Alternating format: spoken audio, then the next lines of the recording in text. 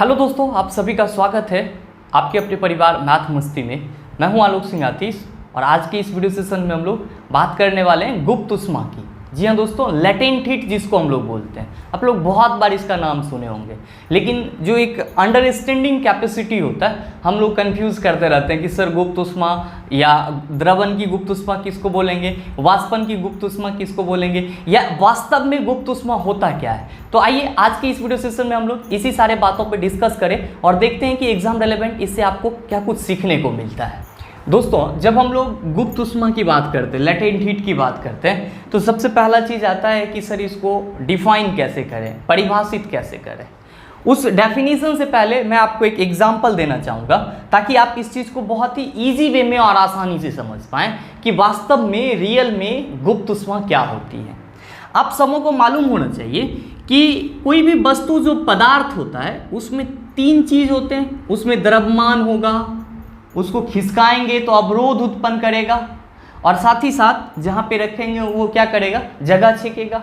और हम लोग पदार्थ का एक और फंडामेंटल प्रॉपर्टीज जानते हैं, बहुत ही बेसिक सा फंडामेंटल प्रॉपर्टीज, क्या कि सर पदार्थ जो होते हैं वो छोटे छोटे कण से मिलके बने होते हैं। क्या होते हैं? छोटे छोटे कण से मिलकर के बने होते हैं। छोटे छोटे कण से मिलकर के बने होते हैं। यहाँ पे मिलकर बने होते हैं भी लिख देते हैं, नहीं तो आप लोग कहिएगा वो बात तो लिखवे नहीं किए, मिलकर बने होते हैं। अब देखिए, जैसे कि मान लेते हैं कि आपका ये कोई एक ऑब्जेक्ट है, ये कोई ऑब्जेक्ट है, तो अभी इसी बात है कि इसमें छोटा छोटा कण होगा। तो लीजिए ये छोटा छोटा कण है इसका।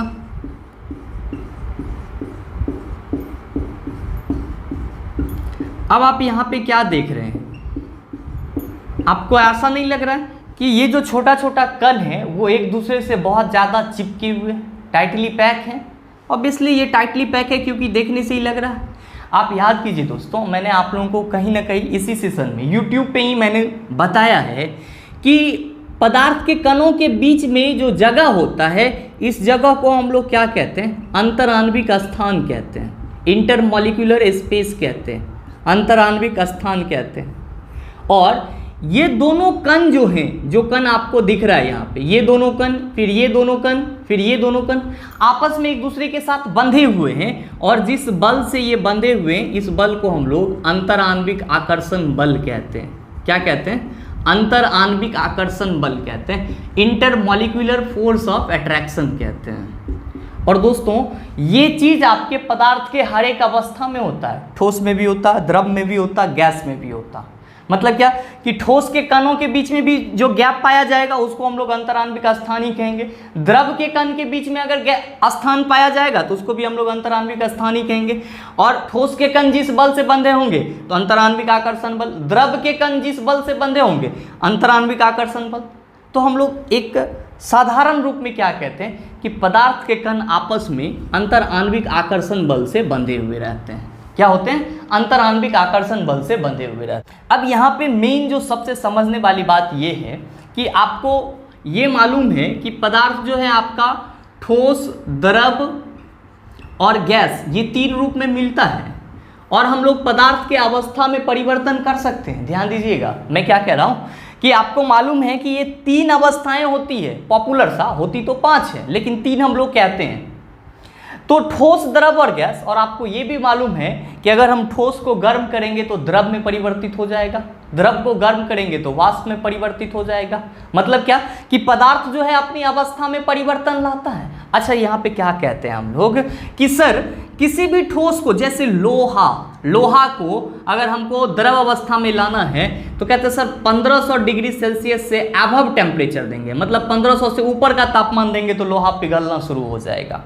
क्या हो जाएगा? लोहा पिघलना शुरू हो जाएगा। या जैसे कि हम बात कर लेते हैं बर्फ की, तो आप कहते हैं सर बर्फ 0 डिग्री सेल्सियस पर पिघलना शुरू हो जाता है। या हम बात करते हैं किसकी? पानी की, तो आप कहते हैं सर पानी 100 डिग्री सेल्सियस पर उबलना शुरू कर देता है, मतलब वाष्प बनना शुरू कर देता है। एक्चुअली में ये क्या है?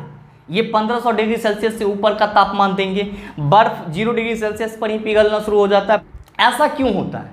दोस्तों इसको हम लोग क्या कहते हैं कि पदार्थ के अवस्था में परिवर्तन कहते हैं। किसी भी पदार्थ का एक अवस्था से छोड़ करके दूसरे अवस्था में आ जाना क्या कहलाता है, उसके अवस्था में परिवर्तन कहलाता। और ये जो अवस्था में परिवर्तन है तो ये कैसे होगा, जब आप लोहा को 1500 डिग्री सेल्सियस तक हीट देंगे, बर्फ को आप 0 डिग्री सेल्सियस तक हीट करेंगे, पानी को हीट तो नहीं करेंगे, लेकिन हम लोग बोलते हैं जब साइंस पढ़ रहे हैं तो वहाँ पे कह सकते हैं पानी को हम लोग 100 डिग्री सेल्सियस तक हीट करेंगे।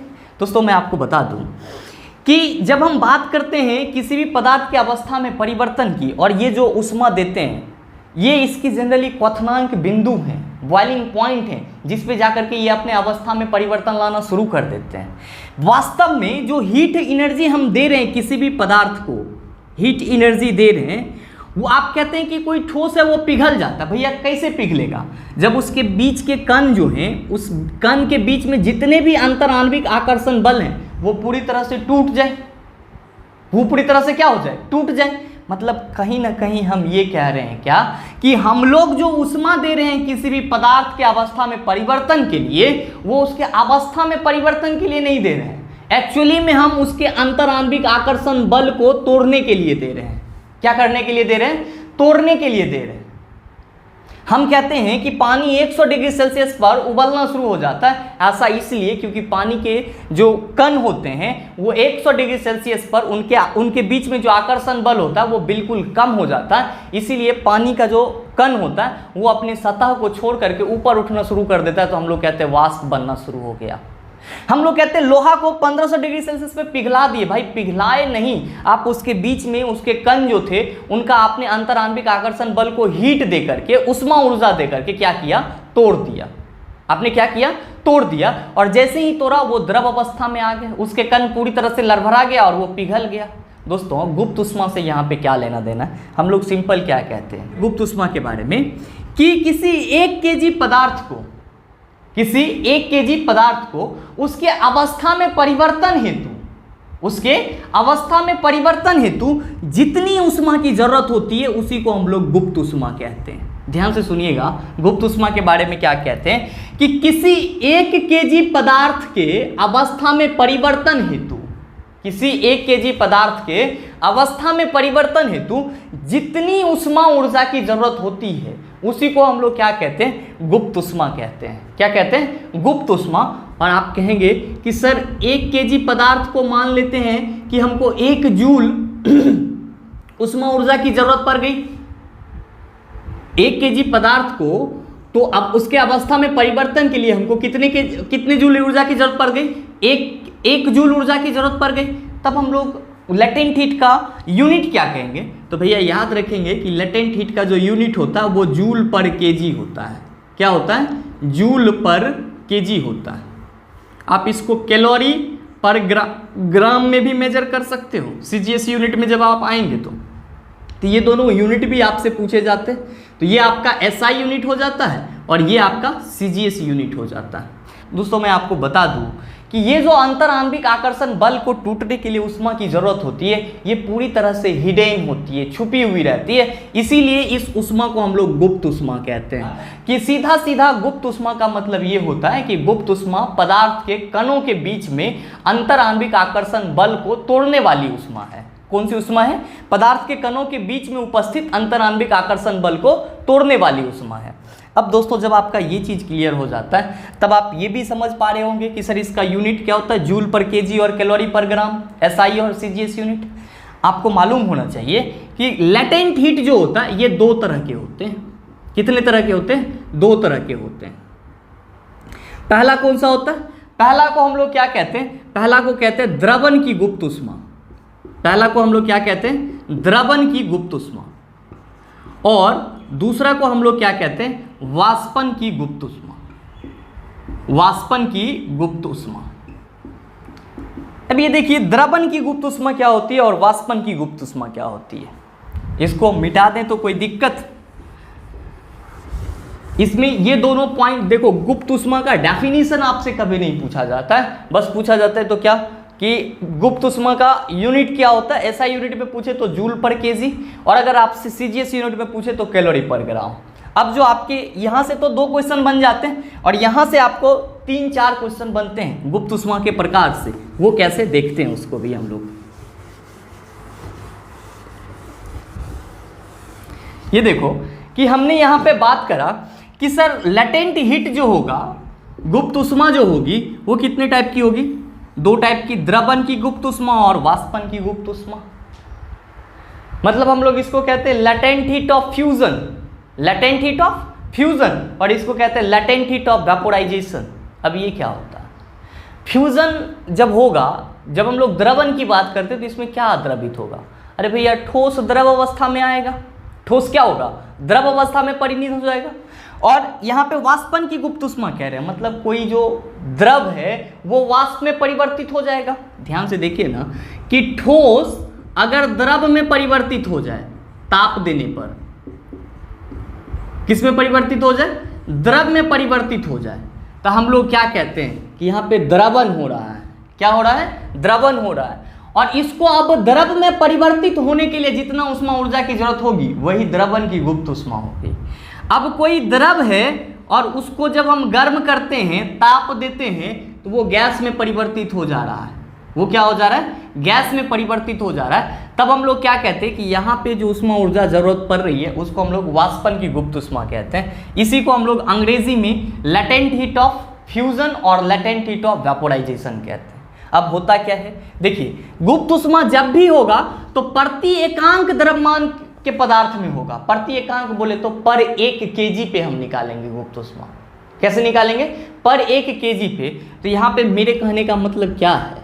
यहाँ पे मेरे कहने का मतलब है कि 1 kg ठोस को, ध्यान से देखिए, 1 kg ठोस को द्रव अवस्था में परिवर्तन हेतु, 1 kg ठोस को द्रव अवस्था में परिवर्तन हेतु जितनी ऊष्मा ऊर्जा की जरूरत होती है उसी को हम लोग क्या कहते हैं? द्रवन की गुप्त ऊष्मा कहते हैं। क्या कहते हैं? द्रवन की गुप्त ऊष्मा कहते हैं, लेटेंट हीट ऑफ फ्यूजन कहते हैं। किसी 1 kg ठोस को किस अवस्था में परिवर्तन होने के लिए? द्रव अवस्था में परिवर्तन होने के लिए उसको हम लोग क्या कहेंगे? द्रवन की गुप्त ऊष्मा या लेटेंट हीट ऑफ फ्यूजन। अब आपके मन में बहुत ही प्यारा सा सवाल उठेगा कि सर इसका कोई वैल्यू होता है क्या? कोई फिक्स वैल्यू है क्या? ऑब्वियसली द्रवन की गुप्त ऊष्मा की जब हम लोग बात करते हैं तो क्या कहते हैं कि सर इसका जो वैल्यू होता है, 2 चीज़ में आपसे पूछा जाता है। पहला SI यूनिट में पूछा जाता है, तो आप कहेंगे 3.36 इंटू 10⁵ जूल पर kg। दोस्तों बहुत सारे एग्जाम में ये आपका सीधे डिट्टो आ जाता है। मेरे ख्याल से आप इस पर अपने आप को संतुलित कर लीजिएगा, मतलब पूरी तरह से इसको कंठाग्र कर लीजिएगा। ये आपका बार बार आपके एग्जाम में आता है। अगर ये ना आए तो CGS यूनिट वाला तो पक्का आएगा, इसमें कोई शक नहीं है। CGS यूनिट कितना कहेंगे? तो कहेंगे सर 80 कैलोरी पर ग्राम। देखिए ग्राम इसीलिए कि जब CGS में हम लोग आ जाएंगे तो CGS में क्या करते हैं कि जो मास होता है उसको हम लोग ग्राम में मापते हैं और जूल को हम लोग CGS यूनिट में कैलोरी में मापते हैं। तो यहाँ पे जूल पर kg SI यूनिट और यहाँ पे CGS यूनिट में 80 कैलोरी पर ग्राम आपका क्या हो जाता है कि किसी भी वस्तु के द्रवन की गुप्त ऊष्मा हो जाती है। अगर आपको कभी इस टाइप से क्वेश्चन मिले तो ये आप इसको आसानी से सॉल्व कर सकते हैं। ये दोनों आपका इंपॉर्टेंट पॉइंट हो जाता है। अब बात आती है कि सर वाष्पन की गुप्त ऊष्मा क्या होगी। यहाँ पे आप देख रहे हैं, इसको हम लोग लेटेंट हीट ऑफ वेपोराइजेशन भी कहते हैं। लेटेंट हीट ऑफ वेपोराइजेशन भी कहते हैं। भैया ये क्या होता है? सेम चीज, वही चीज लेंगे क्या कि किसी 1 kg द्रव को, किसी 1 kg द्रव को उसके अवस्था में परिवर्तन है। तो भैया द्रव है तो द्रव को अगर आप गर्म करेंगे तो उसके अवस्था में क्या परिवर्तन आएगा? तो आप कहेंगे सर द्रव है तो वो गैस में परिवर्तित हो जाएगा। किस में परिवर्तित हो जाएगा? गैस में।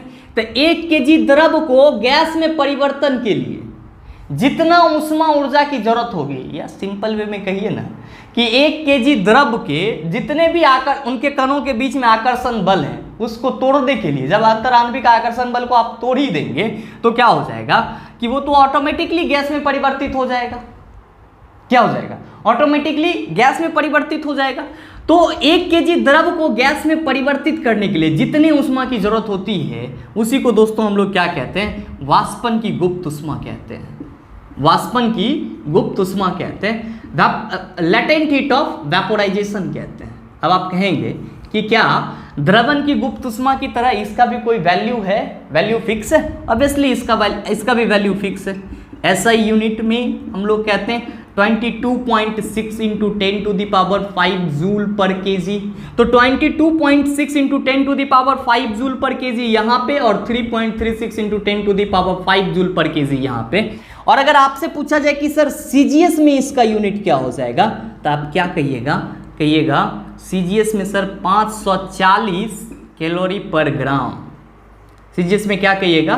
540 कैलोरी पर ग्राम। दोस्तों इसी पे आपसे एक बहुत ही पॉपुलर क्वेश्चन पूछा जाता है कि 100 डिग्री सेल्सियस पर उबलता हुआ पानी उतना ज़्यादा कष्ट नहीं देता है जितना कि भाप आपको बहुत ज़्यादा कष्ट देता है। तो याद रखेंगे कि 100 डिग्री सेल्सियस पर उबलते हुए पानी की अपेक्षा भाप में जो लेटेंट हीट होती है, गुप्त उष्मा होती है, वो क्या होती है? ज़्यादा होती है। इसीलिए भाप लग जाने के बाद हम लोग को ज़्यादा कष्ट होती है, ज़्यादा पीड़ा होती है। दोस्तों ये पूरा का पूरा आपका हो जाता है गुप्त उष्मा, और उसके प्रकार कौन कौन से? द्रवण की गुप्त उष्मा और वाष्पन की गुप्त उष्मा। आपके एग्जाम में अगर क्वेश्चन पूछा जाए तो ये 2 पॉइंट से क्वेश्चन पूछे जा सकते हैं, और इस 2 पॉइंट से क्वेश्चन पूछे जा सकते हैं। तीसरा, इसके डेफिनेशन से कि किसी 1 kg ठोस का उसके द्रव की अवस्था में परिवर्तित होने के लिए निम्नलिखित में से कौन सी उष्मा की जरूरत होती है? द्रवण की गुप्त उष्मा, वाष्पन की गुप्त उष्मा, द्रवण एवं वाष्पन दोनों, नन ऑफ दीज। क्या होगा आंसर? तो आप कहेंगे ठोस द्रव में बदल रहा है तो द्रवण की गुप्त उष्मा होगा। अगर वहीं पे द्रव रहता और गैस में परिवर्तित होने के लिए पूछता तो आप कहते कि वाष्पन की गुप्त उष्मा। लेकिन कभी कभी आपके एग्जाम में एक और चीज पूछा जाता है कि ये जो चीज सारे देख रहे हैं, ये सारे क्या हैं? उसके अवस्था में परिवर्तन के लिए। तो किसी भी वस्तु के अवस्था में परिवर्तन हेतु रिक्वायर्ड अमाउंट ऑफ एनर्जी क्या होगी? रिक्वायर्ड अमाउंट ऑफ उष्मा क्या होगी? मतलब किसी पदार्थ के अवस्था में परिवर्तन के लिए कितने उष्मा की जरूरत होगी, ये आपसे क्वेश्चन पूछ दिया जाता है। और वहां पे रहता है Q equals to ml, Q equals to ms del T, इस तरह से रहता है आपका। बड़ा कंफ्यूज कर जाते हैं। तो ध्यान से एक नोट करके आप लिख सकते हैं कि किसी पदार्थ के अवस्था में परिवर्तन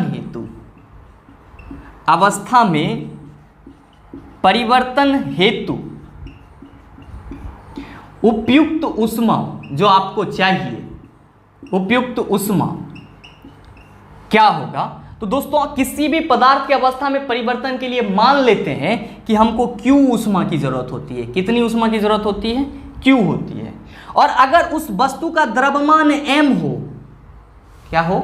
m हो, और उस वस्तु का लेटेंट हीट L हो, तब इस तीनों में ही रिलेशन होता है। और वो रिलेशन क्या होता है? हम लोग कहते हैं Q इक्वल्स टू ml होता है।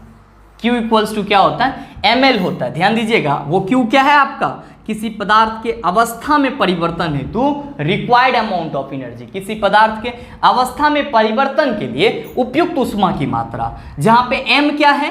तो m वस्तु का द्रव्यमान है। m क्या है आपका? वस्तु का द्रव्यमान है। और L क्या है आपका? तो वस्तु की गुप्त उष्मा है। वस्तु की गुप्त उष्मा। देखिए वस्तु हम यहाँ पे कह रहे हैं, पदार्थ कहेंगे तो ज़्यादा बेटर होगा, क्योंकि पदार्थ और वस्तु में फर्क होता है। आप लोग सही कर लीजिएगा इसको। पदार्थ की गुप्त उष्मा है। तो दोस्तों कभी कभी हम लोग कंफ्यूज कर जाते हैं कि सर गुप्त उष्मा के लिए फार्मूला होता है Q इक्वल्स टू ml। ऐसा नहीं है, गुप्त उष्मा के लिए फार्मूला नहीं होता है Q इक्वल्स टू ml। ये क्या होता है कि किसी भी पदार्थ के अवस्था में परिवर्तन के लिए फार्मूला होता है, जहाँ पे m वस्तु का द्रव्यमान और L उस वस्तु की लेटेंट हीट होती है। एक चीज और, अगर आपको Q इक्वल्स टू ml मालूम है, Q इक्वल्स टू ml मालूम है, तो आप यहाँ से लेटेंट हीट ना निकाल सकते हैं। अगर किसी पदार्थ की अवस्था में परिवर्तन के लिए जितना उष्मा की जरूरत हो वो दिया हुआ रहे, उसका द्रव्यमान दिया हुआ रहे, तो भैया L equals to latent heat equals to आप Q बाई m ना कर सकते हैं। तो अगर आपको ये फार्मूला पता है तो इस पे किसी भी तरीके से क्वेश्चन आएगा तो आप उसको आसानी से बना लेंगे। दोस्तों उम्मीद करते हैं कि गुप्त उष्मा को आप अच्छे से समझ पाए होंगे, यहाँ तक कि सारी चीज़ें आपको समझ में आ गई होगी। कमेंट करके ज़रूर बताइए कि वीडियो आपको कैसा लगा, और हाँ अगर वीडियो अच्छा लगा तो लाइक कीजिएगा, शेयर कीजिएगा, और चैनल पर नए हैं तो चैनल को सब्सक्राइब करके बेल आइकन दबा लीजिएगा ताकि इस तरह के एग्जाम रेलेवेंट वीडियो सबसे पहले आपके पास पहुंचे और आप उसका भरपूर फायदा उठा पाए। और हाँ दोस्तों, अगर आप में से किसी को science course, complete science course की ज़रूरत हो, फिजिक्स, केमिस्ट्री और बायोलॉजी, अगर आप चाहते हैं कि पूरा एक समग्रता से पढ़ें, जीरो से हीरो लेवल तक का, तो धुरीना ऐप पर अवेलेबल है ये कोर्स। धुरीना ऐप पे अवेलेबल है। अब आप कहिएगा सर इसका फ़ी कितना होगा? तो सर इसका फ़ी 399 रुपया है, वन टाइम पेमेंट है। मतलब क्या कि आपने एक बार अगर पेमेंट किया तो आपको तीनों सब्जेक्ट, फिजिक्स, केमिस्ट्री और बायोलॉजी, तीनों का प्रॉपर क्लास पूर्ण रूपेण मिलेगा, जीरो से हीरो लेवल तक का।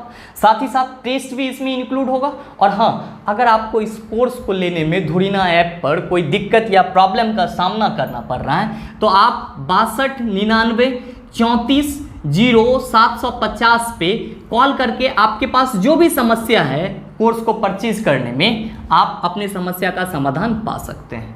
मिलते हैं हम लोग फिर अगले वीडियो सेशन में। तब तक के लिए best of luck. Thank you. Have a nice day.